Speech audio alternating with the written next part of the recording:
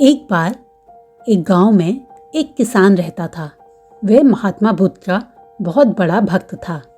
एक बार उसने महात्मा बुद्ध को अपने घर में आमंत्रित किया और भगवान बुद्ध उसके यहाँ पहुँच गए। शाम में किसान ने महात्मा बुद्ध के प्रवचन का आयोजन किया और सारे गांव वालों को बुलाया। भगवान बुद्ध के प्रवचन सुनने के लिए गांव के सभी लोग उपस्थित थे, लेकिन वहां पर किसान दिखाई नहीं दे रहा था। गांव के लोग कानाफूसी करने लगे कि कैसा भक्त है जो खुद ही प्रवचन का आयोजन करके वहां से गायब है। भगवान बुद्ध के कानों में भी ये आवाजें जा रही थी, पर उन्होंने कोई भी प्रतिक्रिया नहीं दी। प्रवचन खत्म होने के बाद सब लोग अपने अपने घर चले गए। रात में जब किसान लौटा तो उसने महात्मा बुद्ध को सारी बात बताई और कहा, दरअसल आज अचानक ही मेरा बैल बीमार हो गया। पहले तो मैंने उसको घरेलू उपचार से ठीक करने की कोशिश की, परंतु उसका हाल बिगड़ता ही जा रहा था। इसीलिए मैं उसे पास के ही एक वैद्य के पास लेके गया।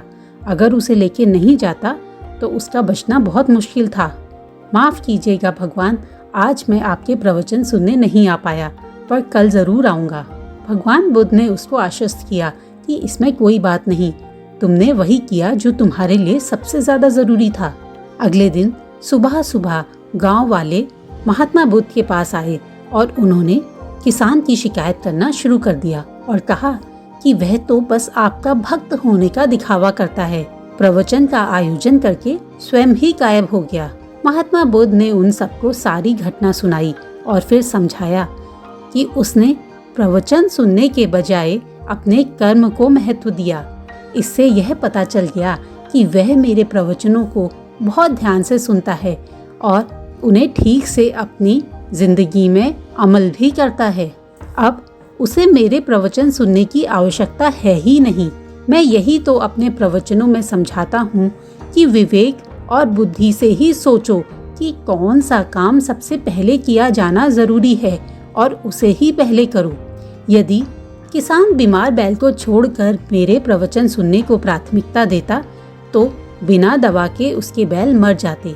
उसके बाद तो मेरे प्रवचन देना व्यर्थ ही हो जाता। मेरे प्रवचन का सार यही है कि सब कुछ त्याग कर प्राणी मात्र की रक्षा करो। इस पूरी घटना के बाद गांव वालों ने समझ लिया कि उनके प्रवचनों का मतलब यह नहीं कि बस एक बार सुन के छोड़ दो, बल्कि महात्मा बुद्ध के प्रवचनों में जो ज्ञान है उसे हमें अपनी निजी जिंदगी में भी अमल करना चाहिए। दोस्तों, जानकारी को ग्रहण करना और हमने जो सीखा है उसे अपने daily day to day life में इम्प्लीमेंट करना, इन दोनों बातों में एक बड़ा अंतर होता है। अगर हमने सीखे हुए ज्ञान को अपनी रोज़मर्रा की ज़िंदगी में इस्तेमाल कर लिया तो वह हमारी ज़िंदगी को और बेहतर बनाता है, और अगर बस हम उसे सुन के यूं ही छोड़ देते हैं तो वह ज्ञान बेकार चला जाता है। मैं आशा करती हूँ कि आप भी महात्मा बुद्ध के जीवन के ये प्रसंगों को अपनी निजी जिंदगी में भी कभी न कभी इस्तेमाल ज़रूर करेंगे। ये कहानी आपको कैसी लगी मुझे ज़रूर बताइएगा। जल्दी ही मिलती हूँ एक और रोचक कहानी के साथ।